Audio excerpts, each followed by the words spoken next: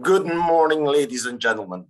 It's with a great honor that I can welcome you as Deputy Director General of the Belgian Foreign Trade Agency to this webinar organized by our Trade for You department in collaboration with the Federal Public Service of Foreign Affairs and the regional trade agencies of our countries, Flanders Investment and Trade, ABH-ACE, and the Hub Brussels. Hopefully getting out slowly of the COVID-19 crisis that controlled our lives for more than 2 years, we can only hope that it is the last time and we have to welcome you in a webinar format and that we can swap to a real seminar again in the near future.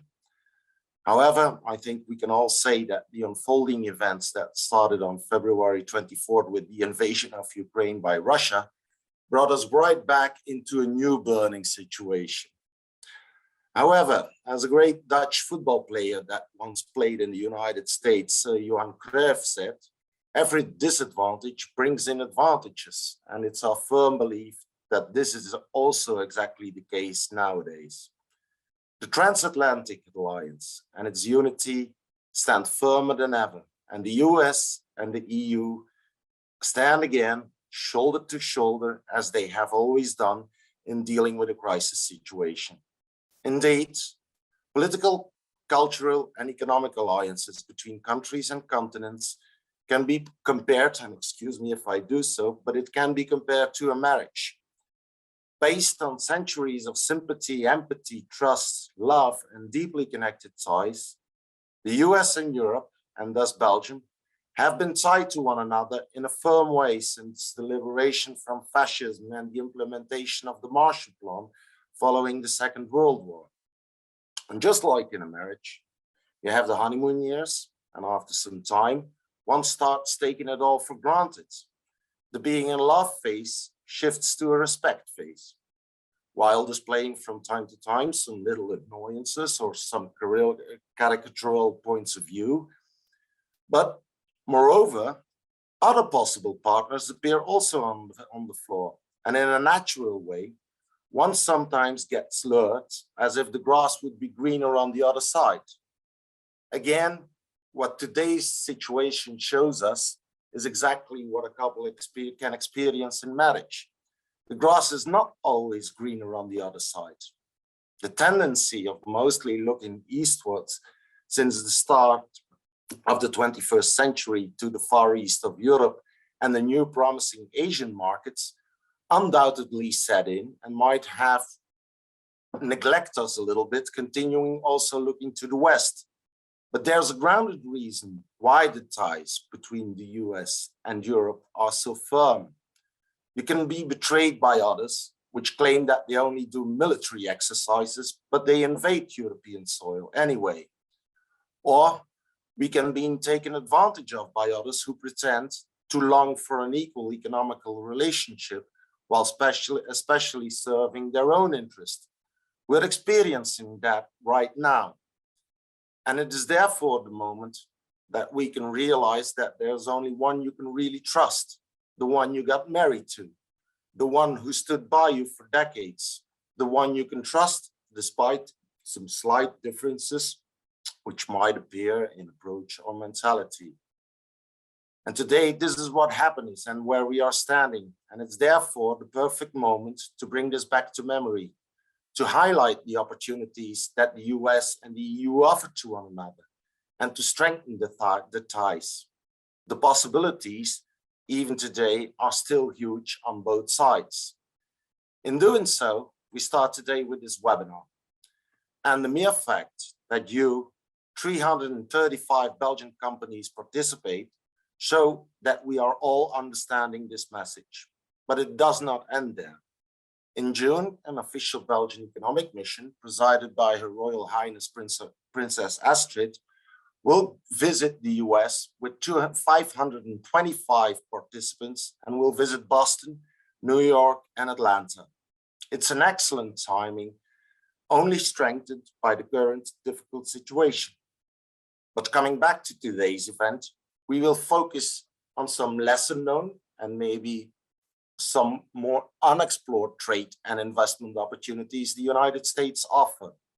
We all know New York, we all know Los Angeles, we know about Miami, Chicago, Seattle, and other well-known American markets. But the US is much more than that. Larger than the European Union in surface and with a similar population, it's a country where you can find opportunities everywhere. And as by coincidence, today we will bring you two examples of US states that have North in their name. And I do apologize to those US states having South in the name. It's not like we were discriminating them, but the two are excellent examples how far those opportunities reach, each in their own way. Obviously, there are other and much more opportunities, but even the webinar is limited in time. States like Arizona, others, they provide opportunities. Do not hesitate to contact us and the speakers that you will hear today if you want more and precise information on this. But before we kick off, I would like to give you some practical information. If you have a question during this webinar, do not hesitate to use the chat to ask it. In the end, we will address some questions for the full audience and address them and let them be answered by our panelists. Others, and it might be from time to time more detailed information request, will be addressed by the relevant person on our side or the US side in person through a follow-up email. Of course, the presentations made by our panelists will be sent to you following this event. It is also the fact that this webinar is recorded, and if you want to, you can always review it on our website or on our LinkedIn page. Secondly, more unfortunate news, the situation forces us to have a small change in the program. Deputy Prime Minister and Foreign Minister Sophie Wilmès, the first female Prime Minister of our country in the history, and the woman that led us out successfully of the COVID crisis while presiding a minority government, was supposed to open this webinar, but it was called this morning to an urgent core meeting, which we know in Dutch and in French as the kern, between the Prime Minister and his Deputy Prime Ministers. These days are volatile days, and we fully understand that unexpected change of plans. However, she will be greatly replaced by Mr. Jeroen Cooreman, Director General for Bilateral Affairs of the Federal Public Service of Foreign Affairs. Heading the administration, Mr. Cooreman is not as well known to the broad public as a minister, but as an extremely experienced diplomat and an expert in international economical and political relations. He's the right man on the right place. Having spent his professional days all over the globe and having been part of our permanent mission to the United Nations, also having been director of the Department of Economical Diplomacy, he can give us the right insights. Jeroen, the floor is all yours. I'm sorry, Jeroen, but it is indeed a very good idea to look at the other side, how they look at things and how they feel. And I therefore have the extreme honor to introduce to you the new ambassador, US ambassador for Belgium and the EU, Mr. Michael M. Adler, and given him the floor. His Excellency, Mr. Adler, is the ideal person to do so, as the economic world is not strange to him at all. Being a CEO of the Adler Group, and one may know it's one of the largest Florida conglomerates. He understands so the importance of firm economic ties and the impact they can have. And since a couple of weeks, he was officially installed as the highest ranking US official in our country, representing the US, our biggest partner. Your Excellency, Mr. Ambassador, please. Thank you, and good morning. And I've also learned how to improvise, so I'm sorry that both Minister Wilmès and Director General Cooreman can't go first, but I will just take the lead and deviate a little by saying that whenever we start these in this moment of unity that brings us together, I think we should just take one moment to realize the pain and suffering that's going on in Ukraine. We can enjoy our normal lives. We can go ahead with business. But this is a moment of infamy that is impacting all of us. And as we go through our normal lives, I think we should, in our hearts, find a place for those who are suffering the terrible, terrible tragedy of the war in Ukraine. Now for the mission at hand, it has been my genuine pleasure to meet with senior leadership at the Belgium Foreign Trade Agency and with the Belgium leadership since my arrival to Brussels 2 months ago. First, I am thrilled that there will be a Belgium economic mission with 500 participants traveling to the United States in June. This is, to me, a clear indication of the strong economic ties between our two countries. It is good to see that so many Belgians are looking to the United States to strengthen trade and investment relationships across the Atlantic. Second, I'm here to help ensure that our economic ties continue to grow.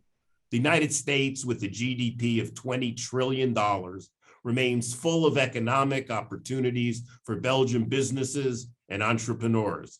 From California on the West Coast to New York on the East Coast to my home state of Florida, I encourage you to explore the fullness and the commercial diversity of the United States with your planned visit to Atlanta, New York City, and Boston.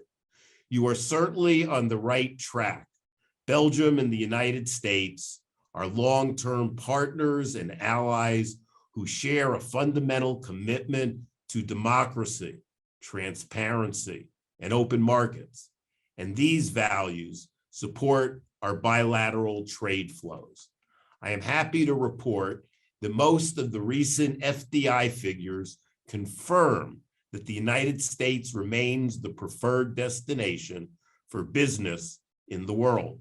The United States is home to the largest amount of FDI in the world, with 4.6 trillion in FDI stock as of 2020. Belgium was among the top 20 foreign investors in the United States in the world. With over 325 million consumers, the United States offers one of the largest single markets in the world. And did you know that 1/4 of global research and development, or $70 billion annually, is spent in the United States, and that 15 of the top 20 universities are based there? I am proud to say that the United States continues to maintain an open, transparent, stable business environment with a predictable legal system and a highly skilled labor force. Today, more than ever, we see how important this stability is for the long-term success of investments in our country.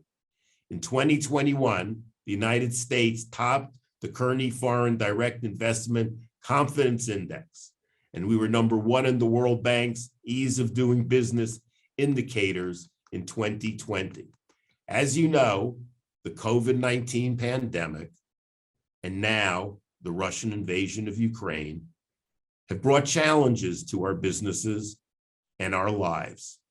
Lockdown measures, lost revenue and jobs, economic uncertainty, and security threats have all damaged the profitability and competitiveness of the companies around the globe.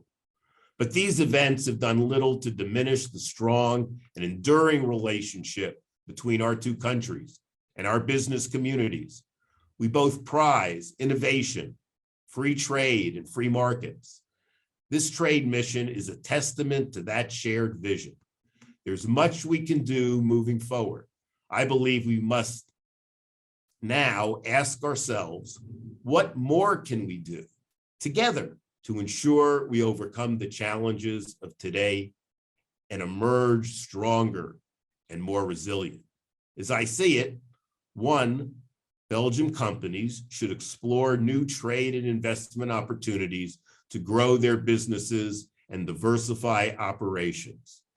Two, we must make our pre-clearance agreement a success to facilitate travel from Brussels Airport to the United States. 3, we must ensure that our companies can transfer data quickly, safely, and fairly across the Atlantic. And 4, we must protect economic growth and security through strong investment screening. I have no doubt that you will enjoy and benefit from your time in Boston, New York, and Atlanta. And I hope that you will consider investment opportunities in the United States. The US government, in participation with state economic development offices, are ready to help make your investment projects a reality. Our Department of Commerce developed a great initiative called Select USA. Its goal is to facilitate foreign direct investment in the United States. I would encourage you to consider using Select USA services and attending the Select USA Summit from June 26th to June 29th, the United States' premier annual event dedicated to foreign investment. This year's summit is at the Gaylord National Resort and Convention Center in National Harbor, Maryland. Virtual attendance is also an option. You will hear more about this initiative from our U.S. Commercial Services speaker. Ladies and gentlemen, to conclude, I'm very happy to see the level of interest of Belgian companies in the Belgium economic mission to the United States. I wish you all a successful visit, and I look forward to hearing about the results. Thank you, Your Excellency, and thank you also for this confirmation that the ties between our two countries will flourish as they have ever done. Thank you very much. Jeroen, I hope that in the meantime, problems have been solved at your end. So I'm going to pass the word immediately to you because I know you're on. Yes, thank you. I hope you can hear me, and apologies for we have terrible connection issues this morning throughout our building, including with some backup systems. But Ambassador Adler, distinguished guests, ladies and gentlemen, first of all, let me apologize for the Deputy Prime Minister who has, as Didier mentioned, who has been retained in an urgent cabinet meeting. But I'm very pleased to replace her because the United States is almost my second home country because I had the opportunity of living there, of spending there 9 years of my life, both as a student and professionally, together in Boston and Washington and in New York. So I'm very pleased to be here with you, and I would like to thank the Foreign Trade Agency for organizing this event, as well as Flanders Investment and Trade, ABH-ACE and Hub Brussels, who are partners in this important event. And of course, I'm also very happy that we have Ambassador Adler among us. The ambassador arrived recently in Brussels and presented his credentials to His Majesty the King earlier this month. And Ambassador, I would like to wish you a lot of success in your mission here. This seminar will highlight the opportunities for Belgian and American companies in the trade partnership between our two countries. And the seminar is particularly timely for a few reasons. First, it is timely because the last few weeks have demonstrated what transatlantic cooperation and solidarity really means. In the face of the unacceptable and unjustified Russian aggression on Ukraine, Europe and America are standing together. We have shown our unity in our response within NATO and with the European Union, and in close coordination, we have set up a comprehensive economic sanctions regime which targets Russia's economy and its ability to finance its war.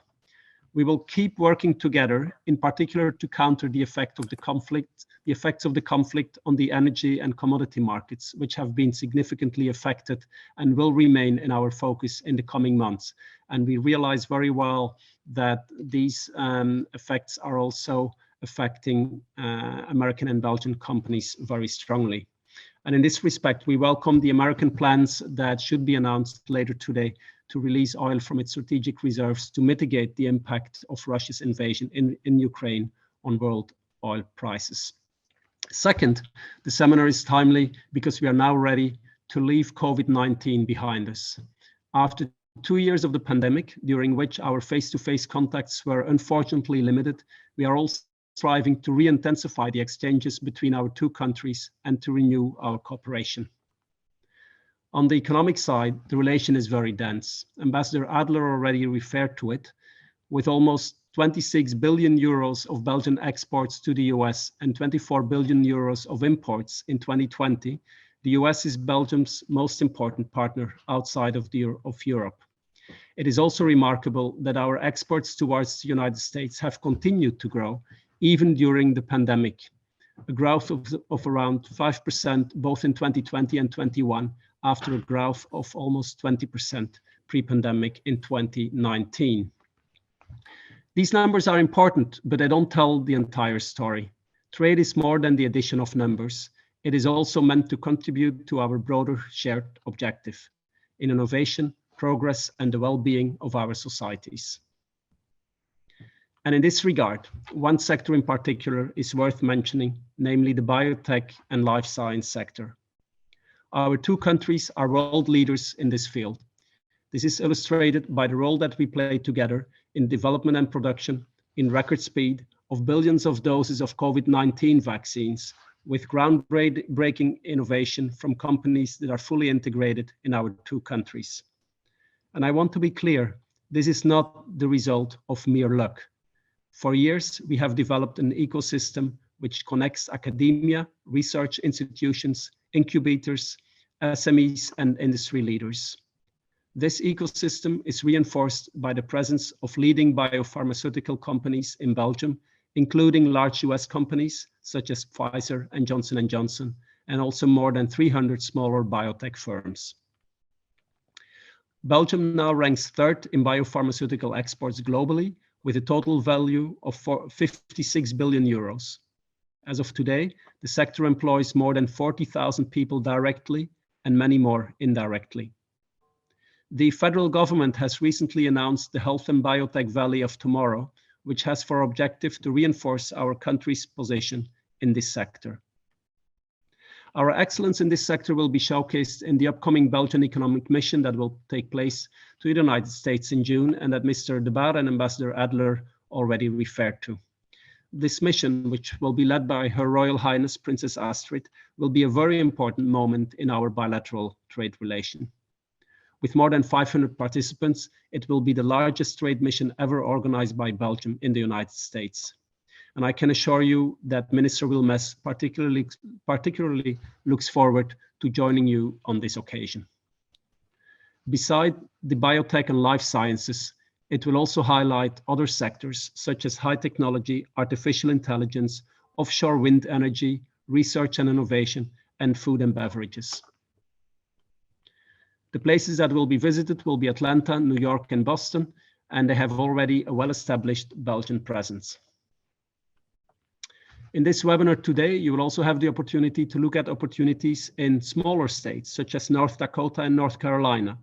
Of course, small is a relative concept.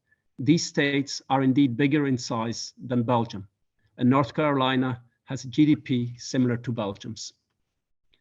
But a focus on states like North Dakota or North Carolina emphasizes the fact that opportunities to grow our trade relation are many and sometimes are to be found in more unexpected places, even in one of our strongest economic partners. So it is therefore good that we look beyond the traditional places where we normally focus. On this note, I thank you for your attention and I wish you a very interesting seminar. Thank you very much. Thank you, Jeroen. I guess you named all points which are so important to us and which we need to take into account when dealing with our old friends in the United States. And you already mentioned, and as well as His Excellency the Ambassador did, the importance when we do business with one another that we look at it from both sides, and therefore, as the ambassador also already mentioned, Select USA is a very good institution to give us some more insights on that. When you're doing trade with one another. And as the Belgian Foreign Trade Agency, this is of course of our core interest.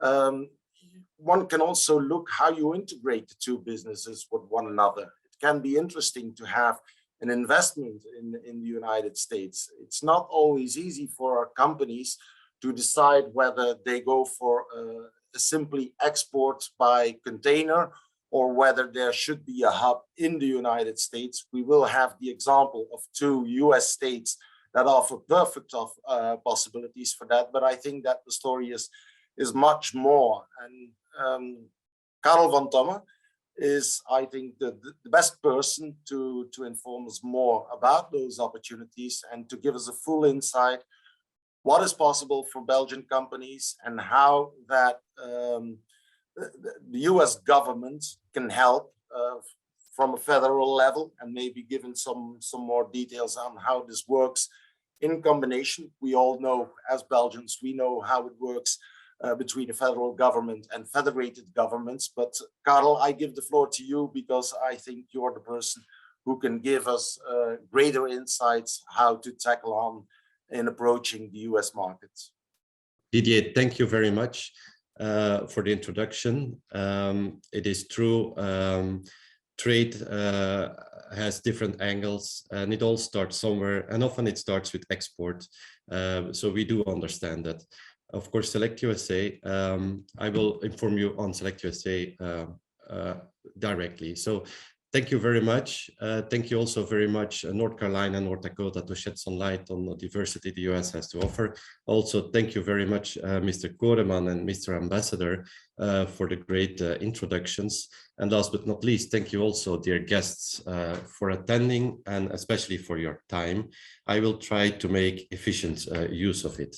So my name is Karel Vantomme and I work for the US Commercial Service. We are a team of 4 Belgians working under the wings of the US Embassy in Brussels. Our goal and the goal of the commercial service is to promote and facilitate export from the US for US-based companies and to promote and facilitate investments to the US. So in case you plan to import from the US or expand operations in the US, please don't hesitate to contact us. So why the United States of America and what has the US government to do with business? So I'm not going to repeat Mr. Ambassador's speech, but it's very much true that the US offers a large domestic market, a stable business climate, transparent capital market, large R&D, top universities, and not to forget, a great commercial service. So it's evident, right? Aren't we convinced? No? Yes, it's evident that you are interested to expand your business. You would not be here otherwise. But since the US is so large and so incredibly diverse, and there is still a notion and cultural differences between us, how do we get there? Now, joining the Belgian Trade Mission is, of course, a very great step. Looking towards the region where you have your first clients or a first contract is another very good one.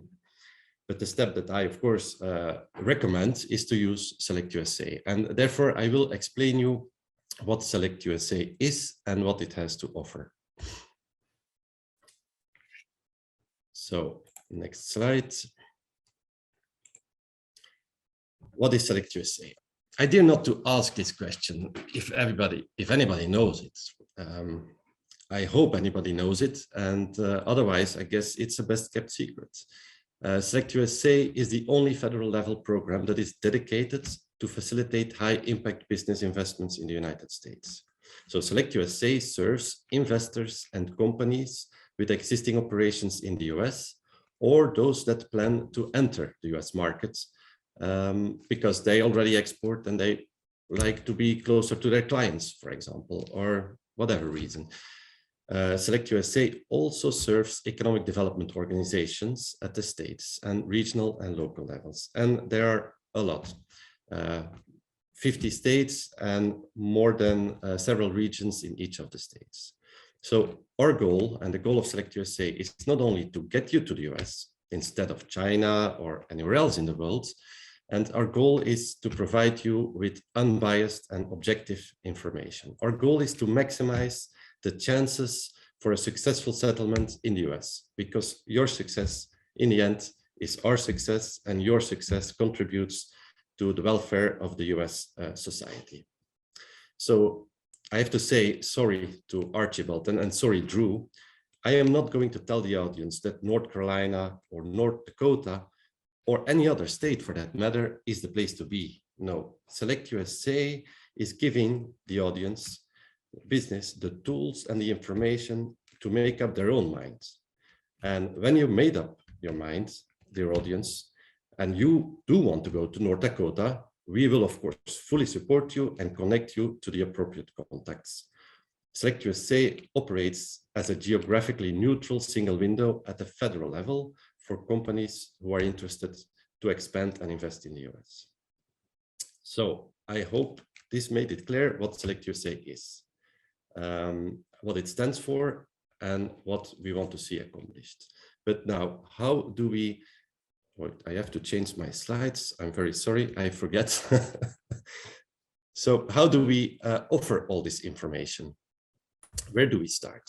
So a good starting point, because there's many factors to consider when investing in the United States. So a good starting point is the Select USA Investors Guide. It's for free. It's a tool we offer as a first step resource for companies that are interested in making business investment in the US. So we hope that this guide will help answer at least a few of your initial questions on some of the most common topics.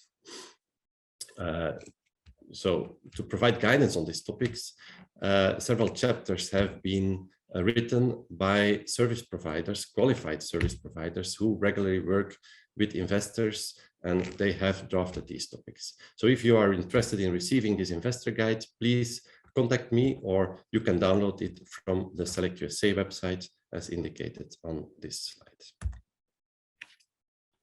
So another way of sharing information and providing you with information is,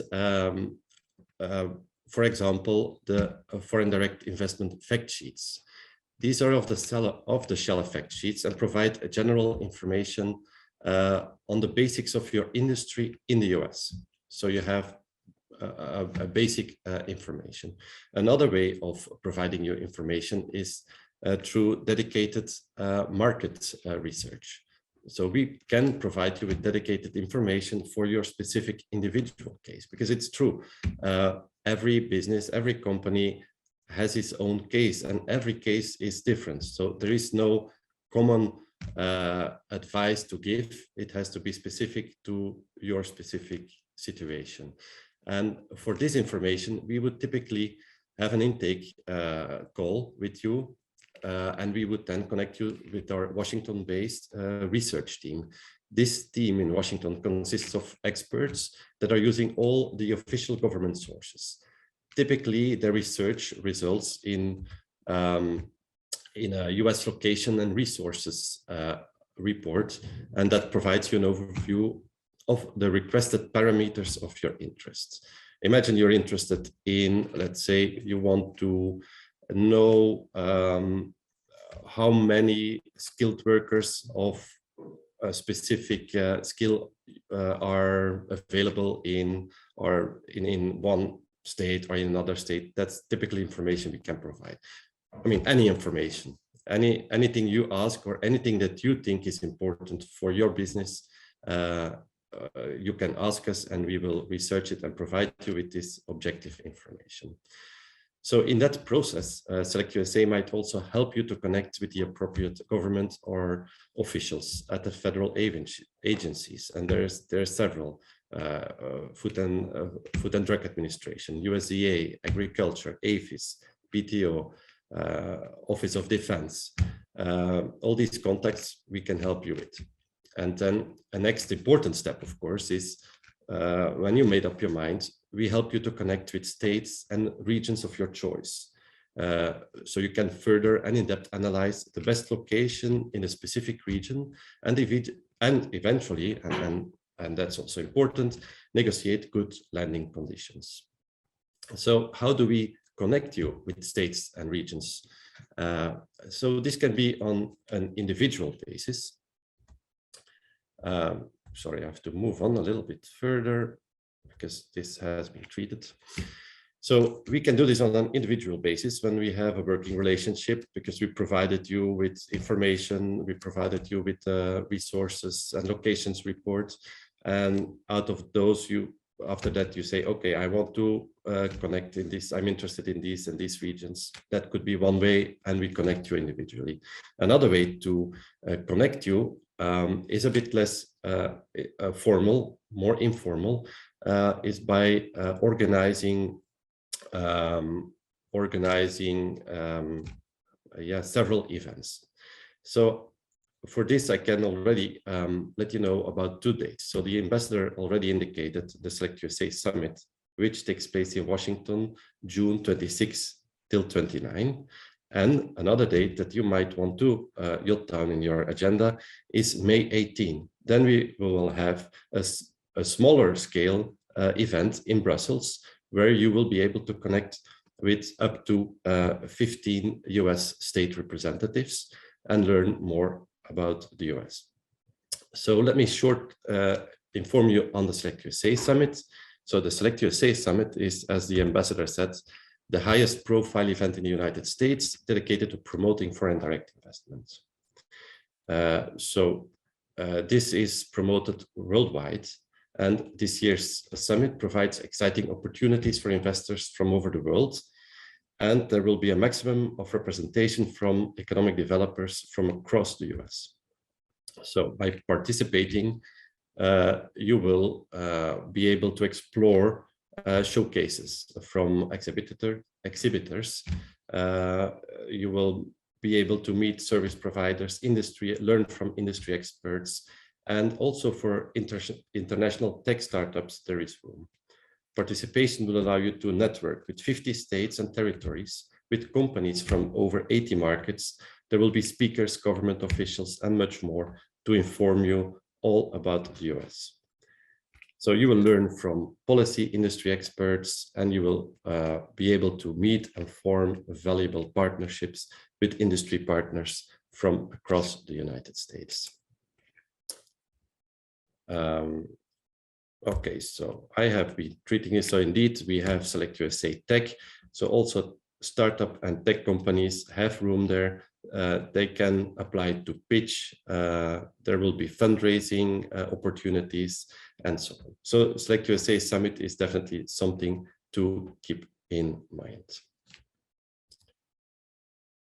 And around the summit, that's maybe also of interest, around the summit, a lot of the states will organize before and after the summit dedicated activities specific to their region. We see there North Carolina, Brownsville in Texas, San Francisco, California. They all will highlight opportunities in their states before and after the summit. So thank you very much. I hope I informed you good and fully on what the US government has to offer for companies that want to expand their business in the US. Please, you have my contact details. Don't hesitate to contact me if you have any questions. Thank you very much. Thank you, Karel. I think that's very interesting, and it's always good to know for our companies that they have a possibility of entering into direct contact with an institution like Select USA, which can help them and help them not only doing business with the United States, but also to make the right decisions in a tailor-made way. And I do appreciate that, and I think it's very important that each of our companies also can come to you and have that intake conversation where you are fully understand what their intention is and how you can help them and assist them in the best possible way. Thank you. As I said, this is a time where we also are going to give the floor to some of the US states, which are maybe lesser known in a country like Belgium, but which are not less important. At the contrary, they might give even better opportunities than the big well-known ones can. I'm not saying it is the case, but it definitely can be the case. And one of those examples is, as the Jeroen Cooreman of Foreign Affairs already mentioned, is North Carolina, which is a state of a similar size of Belgium, but not only being of a similar size, it also has an annual budget which is comparable, and it also has some kind of a comparable history. It was a state which grew and which was very well known in the past for its agriculture industry, just like the lowlands were in the past, and which was also known to be a textile hub, just like Belgium used to be. There was a shift, however, and nowadays North Carolina is mostly well known to be an innovative and service-minded state, which with great opportunities and great support from the federated government.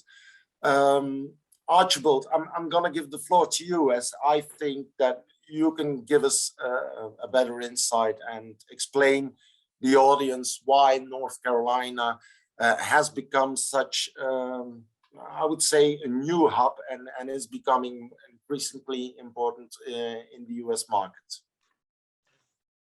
Thank you very much, Didier. Welcome, everyone. My name is Archibald Astley-Corbett, and I represent the state of North Carolina to Europe, and I'm speaking to you from Brussels. So it is indeed true that North Carolina is not one of the most famous states out there, but at the end of this presentation, I hope you'll understand why it is also one of the fastest growing states in the US. So what has been happening in the last, I'd say 10 to 15 years, if we take a more of a helicopter overview, it is the Southeast that is leading USA's economical recovery. So that's everything from, say, Virginia down to Texas. So I think we are, yes.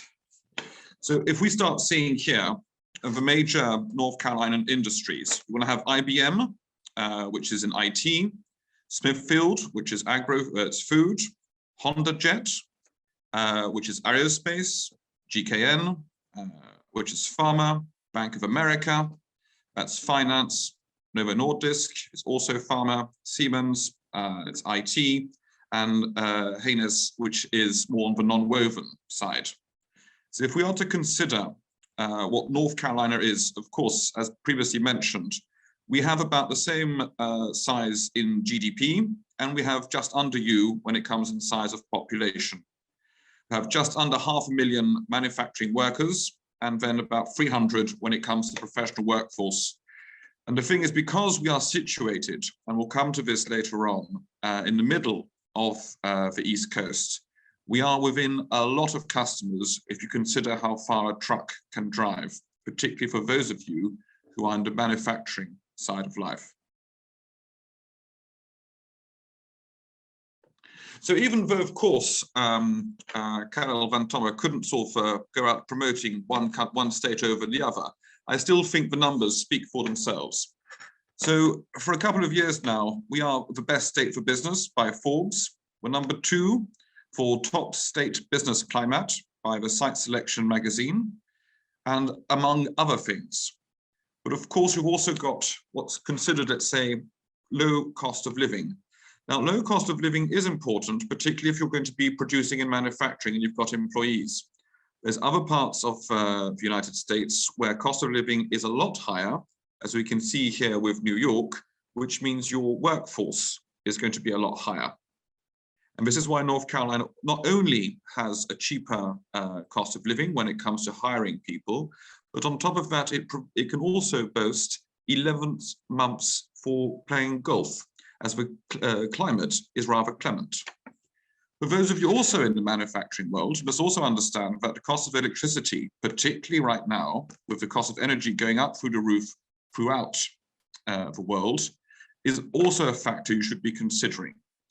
Just so that you understand also, until last year, North Carolina also was the second largest provider for energy via solar panels. So there's also a strong eco streak going through the state, and that's also been worked upon now with offshore wind, which has been approved by our governor, Governor Cooper. Also, I know that in Belgium, if I'm not mistaken, you tend to have rather strong trades unions, which is something that you need to consider, that when you're talking about North Carolina is considered what is called a right to work state, and as such does not have strong trades unions. Right, if we talk about numbers, again, data might give you an idea of why certain parts of America are more interesting than others. So first thing, you must understand that the corporate income tax is at 2.5. And I'm terribly sorry, but things have also evolved. This will be brought down to 0 by the end of next year. The sales tax is also pretty low, if you compare things, of course, to Belgium. The personal income tax, now I'm not quite sure how high it is in Belgium, but I'm quietly confident it is more higher than 5.25. And there is also no state property tax. North Carolina can boast to be one of the most tax-free parts of the US, and that's up against some pretty stiff competition. Of course, were you to be investing into North Carolina, we also have many programs and incentives that would allow you not only to gain access to the right amount of real estate, also so that we will understand what your actual needs are, but also then put you in touch with the local community colleges. North Carolina was actually the first state in the US that insisted that companies have to be in touch with education. This is very effective for all of us. The education is then up to date of what the needs of the company are. The company gains access to employees that are educated in the right way of your actual needs, and the employee himself walks out of school into a job to a company which he's already acquainted with. So we're just going to go through also like the major clusters that are present in North Carolina. So aerospace and defense. So we've got a lot of rather large companies here. I'm quietly confident you've heard of GE Aviation, Honda Jet, as I've mentioned before. You've also going to be having a company called Honeywell. Now, for any of you within that sector, this is a very famous name, and they actually moved their headquarters from California to North Carolina, and now they are based in the city of Charlotte. Forward thinking, we've also got the information technology. So you might have heard about this also. North Carolina boasts a rather interesting style when it comes to IT. So you might have heard that Apple's largest expansion in the US has come to North Carolina. IBM has just developed its largest artificial intelligence program in North Carolina. And also we have to congratulate and thank the help of Karel Vantomme here from Select USA, because a Belgian company called Spotted has just also expanded from Belgium to North Carolina in the Raleigh region. Automotive manufacturing. So as you might be aware of, you've got just south of the border, in between North and South Carolina, Volvo's largest production plant. But all the OEMs that actually are providing all the equipment that actually then builds these cars is actually in North Carolina, because we also can boast, particularly when it comes to the education for the traineeship for all these people that can work in advanced manufacturing. Moving forwards, we've also got food and beverages. So we've talked about Smithfields before. So North Carolina, on the fun fact, is also the home of a donut. That's what North Carolina has given to the world. We also have a serious amount of meat being produced. It is often said that there's more pigs in North Carolina than there are people. That is actually a correct statement. There's about, give or take per day, 15 million living hogs throughout the state. And we're also very strong when it comes to advanced processing, when it comes to food manufacturing. Sorry here. Textiles and furniture. So textiles, as mentioned before, used to be the historical, with also the production of cotton and tobacco about 100 years ago. But that has now evolved. And what we do have is the most interesting place for furniture. If any of you are within the furniture producing world, North Carolina, you are clearly aware of it, because we have the furniture capital of the world. That's our clear recognition. When it comes to the textiles part, we have the Institute of Nonwovens throughout the USA. And this is why also a lot of R&D companies are rather keen in North Carolina, because it also gains access to the latest types of technology. Plastics and chemicals, we have just over 100,000 people working in this sector. And this is also working very closely with the Nonwovens Institute. How much time do I have? Sorry. I got plenty of time, great. Long story short, we also have the business financial services. So you might have heard of the famous names like Bank of America, as I previously mentioned, and Credit Suisse. The fact of the matter is that Charlotte is actually the second largest financial center in the US. So if we were to consider, for example, Europe as a geography, you're going to be having London, that is the largest financial sector, and then you'll have Frankfurt.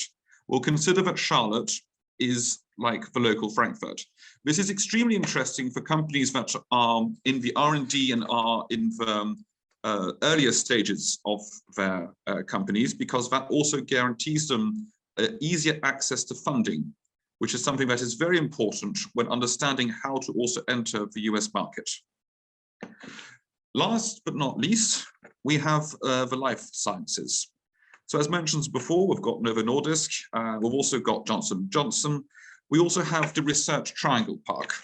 Now, the Research Triangle Park is the US's largest research and development for anything to do with pharma and biotech, accompanied also with the biopharma crescent right beside it.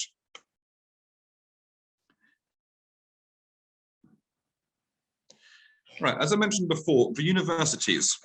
So it is expected that any person living within North Carolina is within half an hour's drive from a community college, which also allows that the education and the workforce is up to scratch and up to date when it comes to certain types of productions that will be required for your businesses.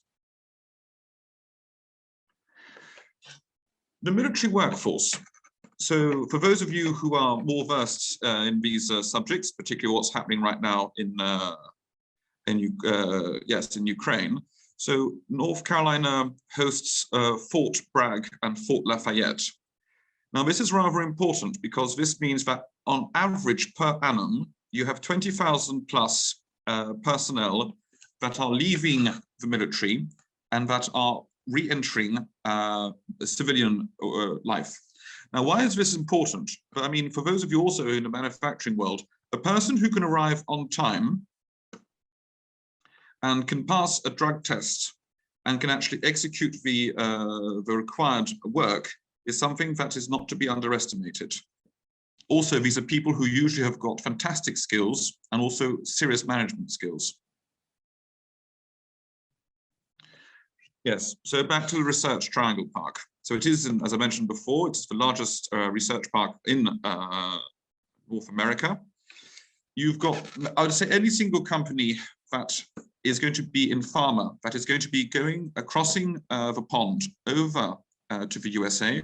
Of course, you will be landing, as I expect, in between places like San Diego or Boston and amongst other parts of the world. But the whole point is that what you'll be wanting when you want to actually grow, you'll find out that in those places, the cost is actually quite high, not only for the real estate, but also for the personnel. Well, so to circle back to what I was mentioning before about Apple, why did Apple choose North Carolina out of all the places? It's because with COVID, Apple personnel were allowed to work from home. And a lot of Apple's higher management naturally came to North Carolina for the quality of life. When suddenly COVID was sort of stopping itself at last in the US, Apple asked them to sort of come back. And at the same time, they were planning a second headquarters, and about 400 personnel said, no, we're very happy here in North Carolina. And this is something that gives you an idea of the quality of life that you can be having when you're considering people who tend to appreciate that level, particularly when the worlds of pharma and IT. I'm going to try and show you a map. Here we go. North Carolina, as I mentioned before, is situated in the center of the East Coast of the USA. And as you can see, if you're doing anything to do with production and then transport to your clients, you can see that you're not particularly far away from certain parts where there's also a lot of serious manufacturing happening over here. Technically, that's within 10 hours. The whole point is within 18 hours, so that's let's say a day and a half of driving, you can touch just over 200 million people, which should be sufficient when you're starting out in the US. If we consider also what are the international airports that will be concerning you, which is the capital of North Carolina, and you've then got Durham, Chapel Hill. This is where the Research Triangle Park is actually situated. Then you've got the Queen City, Charlotte. This is where you have financial center. Not only the financial center, you've also got anything between Asheville and Charlotte going down to, let's say, this number 74, the crescent, which is serving a lot of the automobile and aerospace production, which is also happening in South Carolina. Charlotte is then connected by rail, as it has a dry port, to Wilmington, which is the largest port in North Carolina and also one of the fastest growing ports on the East Coast. Here we go. It's a big place being there. And I think that should sum up, as I understood the time allotted to me, a presentation about North Carolina. If you have any questions, please do not hesitate. And I'll definitely be reaching out to any of you if I don't have time to do that today. Didier, I'll leave it over to you. Thanks a lot, Archibald. And I think this was very interesting. You gave us a lot of details and data, which I, for one, was unaware of, and highlighting the possibilities in North Carolina. As a Belgian, I must say that I was particularly impressed by the text details. It sounds like music in our ears, but I can reassure you in answering your question, tax rates are a little bit higher here indeed. Now, definitely North Carolina is a hotspot, and we all know about that, and we have all seen news pouring in that it is booming business over there, but it's not the only one. I think it's about 1.5 years ago that I met Mr. Drew comes from North Dakota, and in all honesty, North Dakota to me was like, I only knew it from one thing, and that was a movie I once saw when I wore a younger man's clothes, and which was by the name of Fargo. And I didn't know that, okay, that was situated in North Dakota. But apart from that, I knew nothing about the state until Drew filled me in on some details. And it was great to see. It's a tiny state with not even a population of 1 million, but when you look at the details, the income per capita is about the third of the third state in the whole of the US. Reserves by the federated state government is obviously enormous. due to the gas and oil industry, amongst others.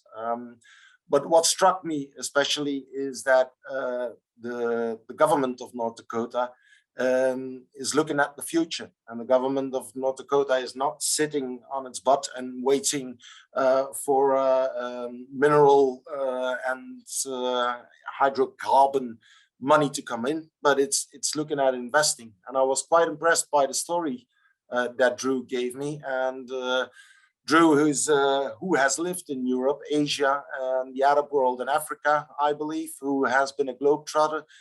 He's therefore the ideal man to give us an insight on his home state and how they can assist Belgian companies when they would take up their spots in the US. Drew, the floor is all yours.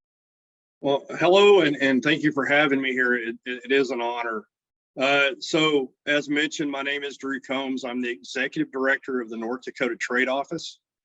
And today I'm going to discuss a little bit about our state, our industries, and hopefully highlight some of the opportunities for trade and investment that we have.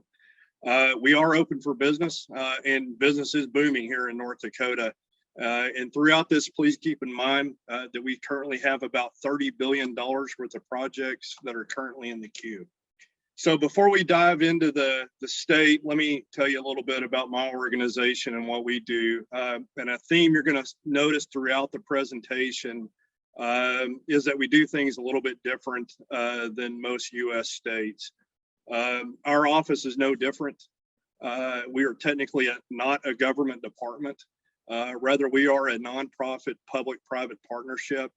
In North Dakota, we really value our businesses and believe that they're the best resources for ideas and technology and that sort of thing to help grow our economy. So you will find, like ours, many of our organizations are set up like ours, which merge government and business. So with that, our mission is to help expand trade, but we also assist the North Dakota Department of Commerce in the foreign and direct investment piece, as well as we're also the de facto diplomatic arm for the state. So North Dakota, no worries. If you didn't know where where the state was at, or even if there was a North Dakota, we get that all the time. There's actually a lot of Americans that can't pinpoint us on a map either. We're what you would consider a flyover state, and that's okay with us because we really enjoy our unique culture and small town vibe.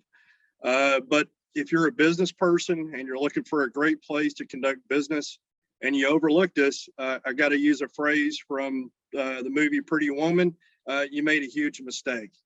And a side note on this slide, we are known as the Peace Garden State because half of that garden lies in North Dakota and the other half lies in the Canadian province of Manitoba. And it's there to celebrate the longest non-contested border in the world. So a few facts about North Dakota. I won't read through all these, but I wanted to put this slide up here to give you an idea of how big the state actually is. And give everybody an opportunity to reflect on the uniqueness of the state. Keep in mind that 90% of what you see is under ag production. And also keep in mind, there's only 780,000 people in all the state. And another interesting fact that 92 to 98% of what is produced in the state leaves the state. And a high percentage of that, the majority of it actually, is bound for an overseas customer. So this is a real quick slide of what you would see if you actually visit our state. It's mostly rolling prairies and lots of high producing farm and ranch land. To point out a few, on the top middle is of course the famous American bison or buffalo. And that is next to one of our Native Americans, which North Dakota is home to 5 sovereign Indian nations. And the bottom right is our capital.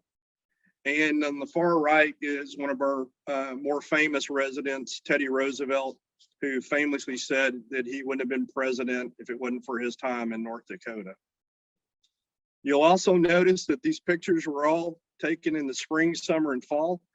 So on the next slide, I'll show you those slides in the winter. Now, we debated about this in the office, whether this joke would come through or not. So I hope you kind of get the joke, because it can be a little chilly in the winter in North Dakota. So our summers are average about 23 degrees Celsius in the summer, 3 degrees Celsius in the winter. We did have the highest recorded temperature in North Dakota was 49.5 degrees Celsius, and the lowest was negative 51 degrees Celsius, which, interesting enough, both of those events occurred in 1936, and it made a record temperature swing of almost 100 degrees. So a little bit of bragging. We are the world's record holder for the most snow angels made simultaneously in one place, with 8,784, which happens to be a little over 1% of our population was out on the Capitol grounds making snow angels. But to pause a little bit here and talk about the winters, it's actually a blessing, because long snowy winters means that we have long summer days with lots of water, which goes to support our ag industry. So pictured here is our ag commissioner, Doug Goring, who actually wanted me to give everyone greetings and hope for a good conference, and to let everybody know that we are open for business, and he really wants to build a strong relationship with Belgium. He's actually been over there a few times himself, and really loves the place and sees some synergies there. Again, pointing out some of the things that North Dakota does a little bit different than everybody else, because we are a large rural ag state. Our founding fathers and mothers placed a high value on agriculture. So our state ag commissioner is actually a very powerful person in the big scheme of North Dakota. He actually sits on most of the boards most agriculture commissioners would never think about, like our oil and gas regulatory body, the water regulations, taxation, and et cetera. And I got to say a little kudos to him, not just because he sits on my board, but he's also probably one of the hardest working public servants you'll ever meet. And on top of that, he also runs a large farming operation with his son. So when he's not doing all the things he needs to do, he's actually out farming. And I also mentioned that our state legislators, again, there's only 780,000 of us, so we know everybody by our first names, and you can call them up anytime you got a problem, and they can work on it. But our legislators, again, going back to agriculture, they only meet every other year to do the state's business, and they are strictly put into a 90-day, they've got to get all their business done in 90 days. And that legislative session starts in February. And the reason for that is by the time that's over with, the legislators would go out back in the day and farm and ranch and do what they needed to do. It's about time for planning. So North Dakota is a world-class producer of crops. We lead the nation in over 14 different crops, and we're in the top 10 of a dozen more. I heard the gentleman talking about North Carolina, not to be outdone. Our cattle actually outnumber our people 3 to 1. And again, in agriculture, we produce far more than we ever consume. So most of our crops actually leave the state. And again, they're mostly bound for customers overseas. There's opportunities not only in export, but we also have value-added projects, ag tech, ag machinery, services, and et cetera.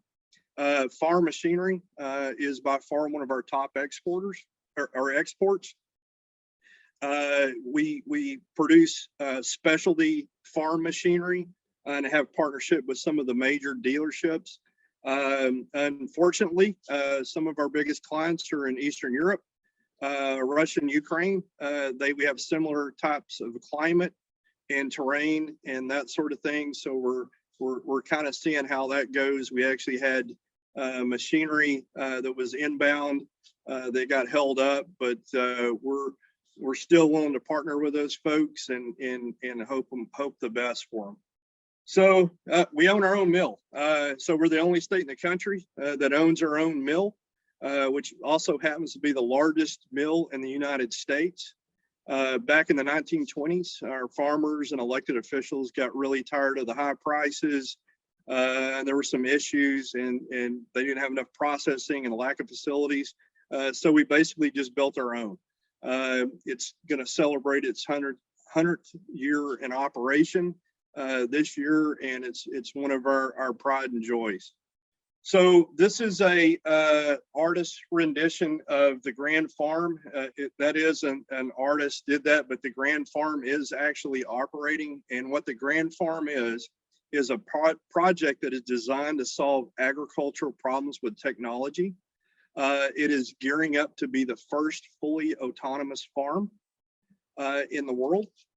And they actually have a goal of actually one day using that technology to farm in space. So there's lots of opportunities with this project. We have several key companies and governments and private individuals that have contributed to the project. The state of North Dakota last week just granted them $10 million to help with a particular facility. And they have buy-in from John Deere, Microsoft, and they're really doing real neat things. And I love talking about that, and would enjoy any conversations on Grand Farm. They are looking for partners. And what I think is most interesting about that is they're not looking for the guys that are writing the checks. They're looking for people that want to share technology and learn about how crops are grown in your particular place in the world. So that way they can help, everybody can get together and help figure out a better way of feeding everybody. So they're open for conversations, and they would love to hook our university systems up with theirs and try to figure out some of these problems. So yes, again, this is another bunch of crazy North Dakotans doing things their own way. We are the only state to have our own bank. Again, I'm not going to read through all of this, but I will let you know that they love working with foreign investors on projects. And I happen to know a guy or two that can really put in a good word for you if you're interested in some of those many programs that they have. It's been a real benefit to our state of being able to have our own bank, and that way we can deploy capital quickly. We can also help with some of these bigger projects, and it's just been really great for us to have that institution. Agriculture also has to share the limelight with our energy sector, which is a lot of room for investment and other opportunities. We're the second largest crude oil producer in the United States. We were down a little bit because of the COVID, but we're ramping back up. And at 2 years ago, we were at about 2.7 million barrels per day. We do kind of battle it out now with New Mexico for the #2 spot, but that production's growing daily. So we also produce with that crude oil. We produce 3 million cubic feet of natural gas a day. We have the largest known deposit of lignite coal in the world. We're 5th in wind generated electricity. We're about to be 4th, and really quickly, probably 3rd.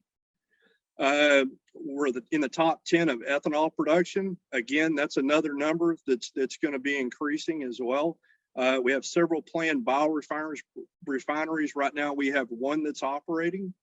And we are preparing to be the leader in hydrogen production and technology, as well as carbon capture and utilization and storage. So with all that in mind and all this energy we're producing and all this farming we're producing, we're still going to be carbon neutral by 2030, the first state to pull it off. And next slide, I'll kind of explain to you how we're gonna do that. So just like our weather for growing crops, our geology is ideally suited for the production of energy and storing carbon. You can kind of see that illustration on the left hand of your screen. That's kind of an illustration of our geology. We have what's called pancake geology. It's stacked up like a stack of pancakes.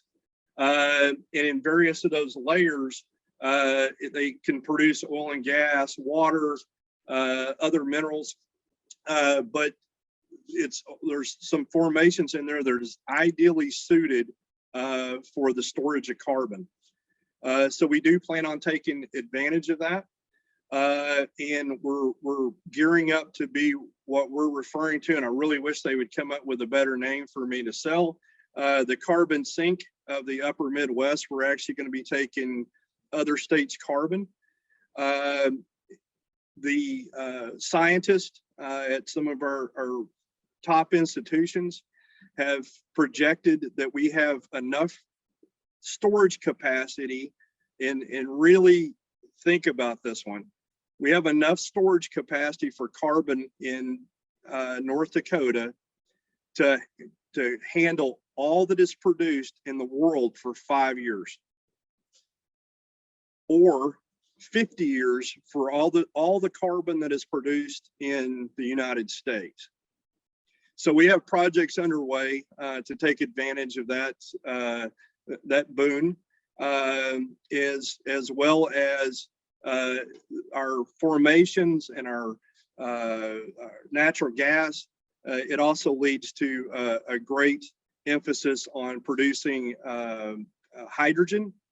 And what the plan is on the hydrogen is we'll probably convert it to ammonia and use it for agriculture purposes. And then when it gets to the end user that wants to use hydrogen, crack it back into hydrogen. So we have lots of projects that are being worked out on that front. Just real quick, on the right-hand side of your screen is the Williston Basin, which holds the famous Bakken and Three Forks Formation. And as you can kind of see, North Dakota was blessed with the lion's share of that resource. So some of our other industries, aerospace is a big industry in North Dakota, especially when it comes to unmanned aerial systems. I kind of wrap all that up into the Grand Sky project. It is a premier site for UAS testing, training, and commercialization. It's the first and only fully operational UAS research and development park in the United States.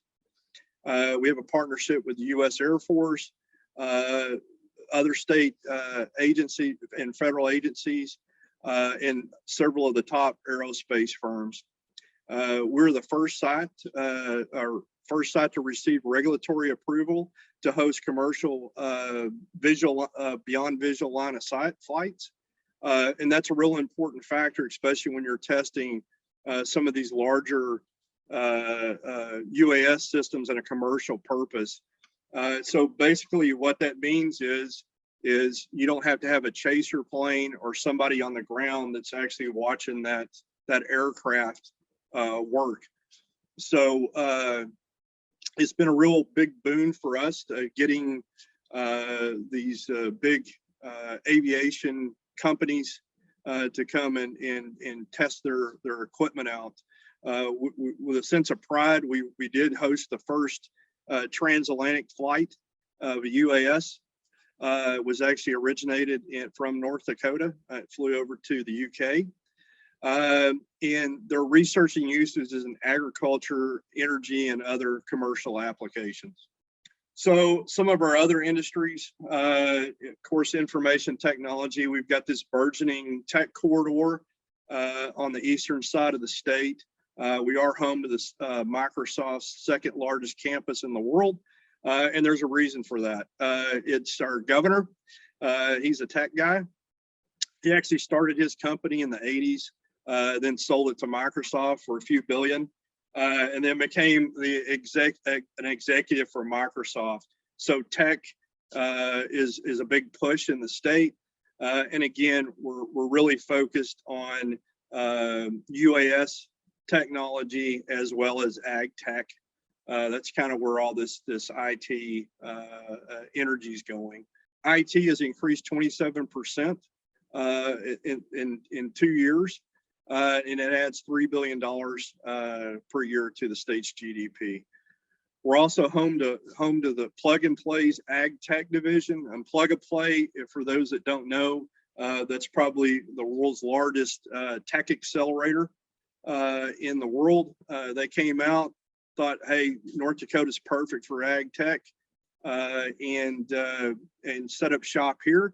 And just to mention, it's just not for North Dakota. Remember, it's the entire world that they're looking for. And if you're interested in some ag tech and you've got a startup, please let me know, and I can get you in touch with the right folks.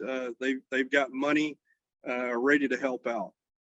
So advanced manufacturing, we've had in the last 10 years, we've had a 60% growth, which is astronomical. Again, a lot of that's ag machinery, but we're also home to Bobcat. Bobcat actually started in the region, and you see them everywhere. That's one of my favorite things.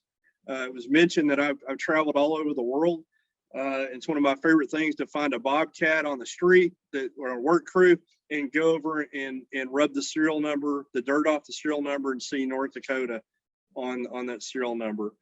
We do have several aerospace companies that are not in the UAS, and that's thanks to UND. We're probably one of the top aerospace universities in the nation.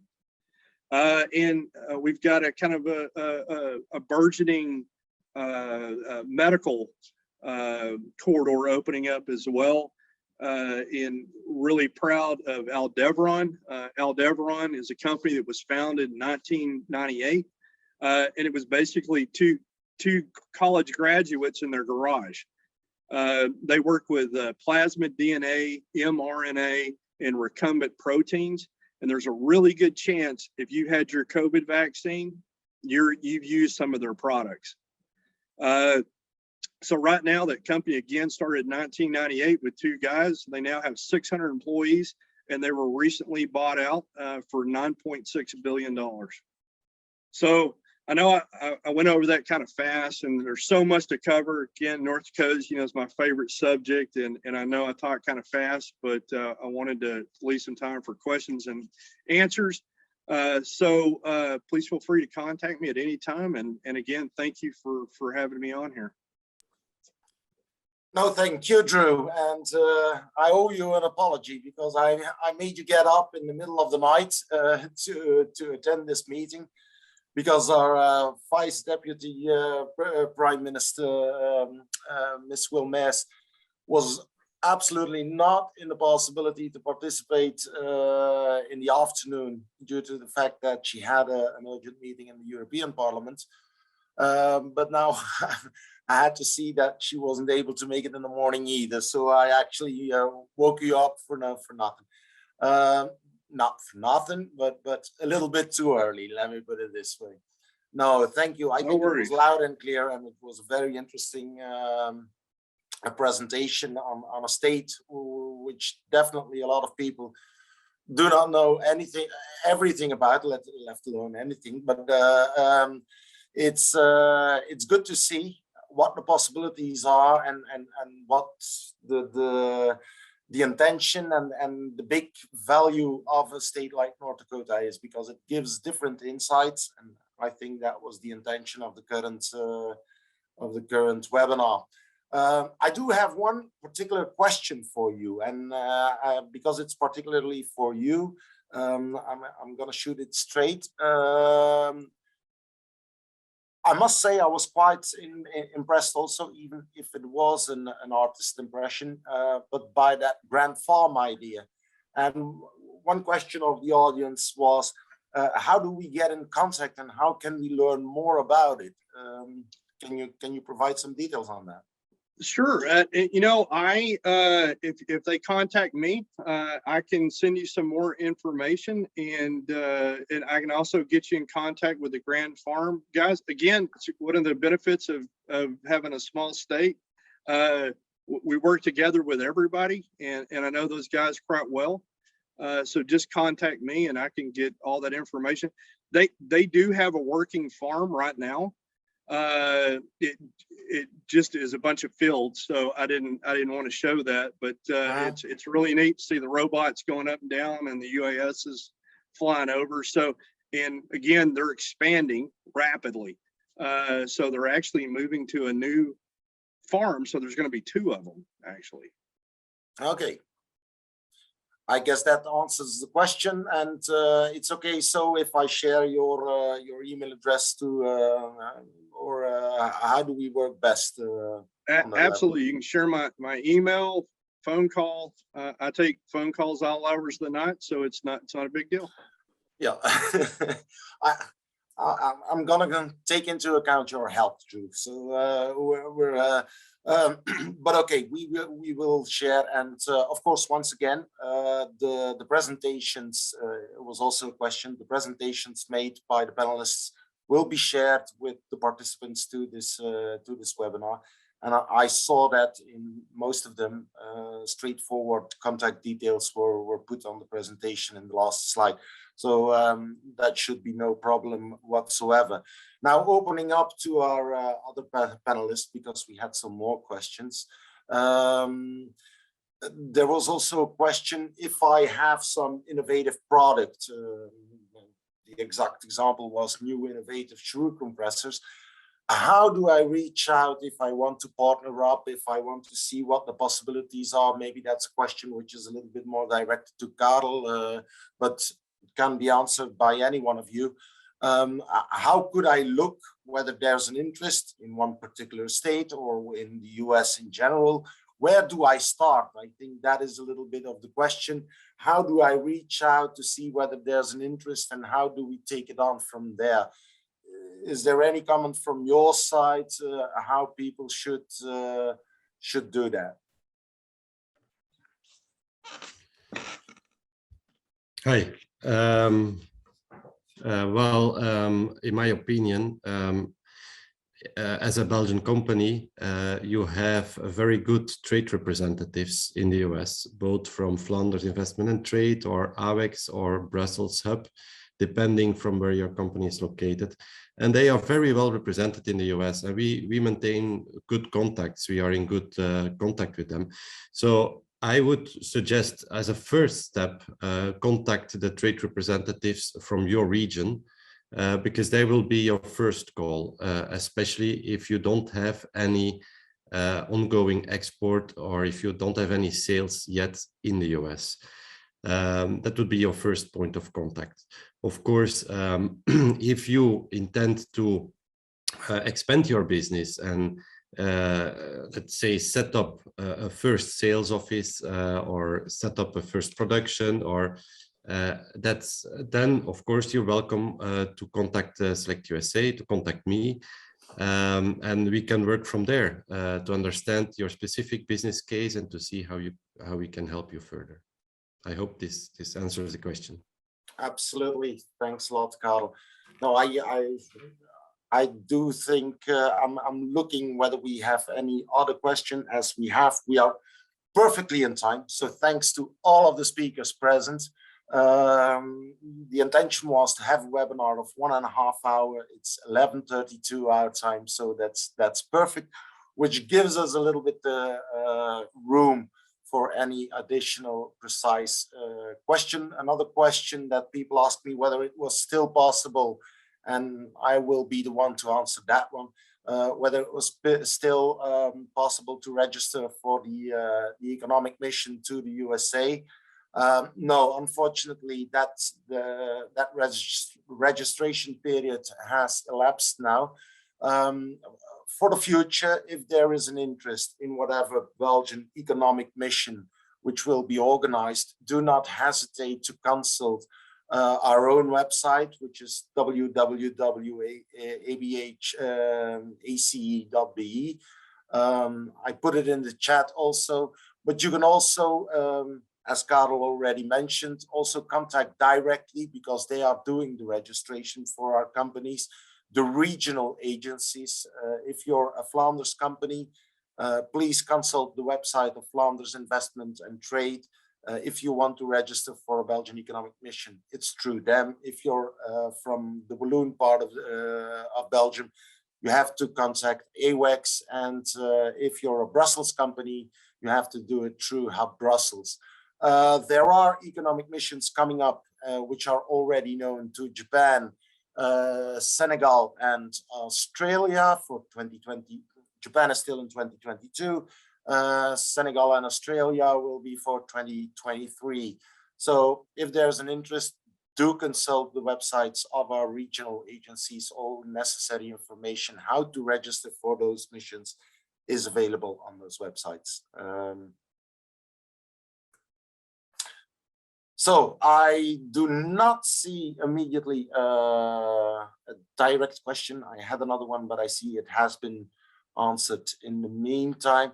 There was a very good remark, though, by the way, and I'm addressing Drew again, when you said some nice pictures from North Dakota in February, where it was all like, I saw that one of the representatives of Florida said, we don't have those same pictures, but we have other assets, which shows again that the US is a quite diverse country and you can have it all. It's a continent as such, indeed.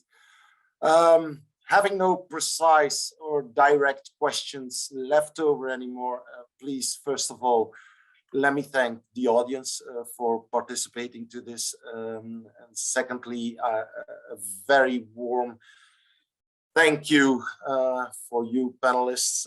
I think it was an interesting one. It was the perfect setup for that big economic mission. The participants to this webinar who are also participating to the mission, it might be an ideal moment, instead of returning home immediately, to look what could be a good idea to travel on. It happens quite often that people do that. And I think with contact details, which are shared here, it's an ideal moment if there's an interest to meet one in person. I don't know, maybe that's a good one towards Archibald and Drew. Are there still restrictions, COVID restrictions in the US momentaneously for direct physical contacts, or how is traveling scheduled now? If you take an internal flight from one part of the US to another one, what should we take into account? Drew, I think I'll leave you answer this one. So I think the laws might have changed since. Yes, sir. So there is, because we're almost a good way to describe the US, and most everyone knows this, we're almost 50 independent countries. So each state handles COVID a little bit different. They're all relaxing from my perspective. And of course, you know, our regulations on the airline, you still have to wear a mask. But as far as I know, everyone's open and doing business. North Dakota, we've been going as normal for a while now. So it's less restrictive than it was 6 months ago. So you shouldn't have any problems. Okay. That makes it clear. I think it's kind of a similar situation as we are having here in the EU as a whole, and even outside the EU in Europe, apart from where less happy things are going on, of course.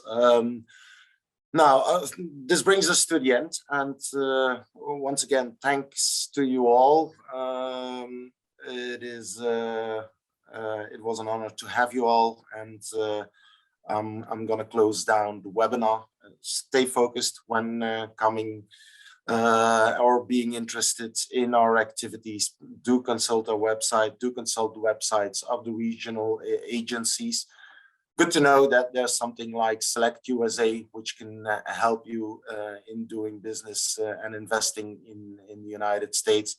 And thank you, Drew and Archibald, for having this great insights on 2 specific states and pointing out that there are a lot of possibilities, that you don't need to be in Los Angeles or New York on both sides, that there are other cities in the middle, in the north, in the south of the USA, which might be of interest to us all.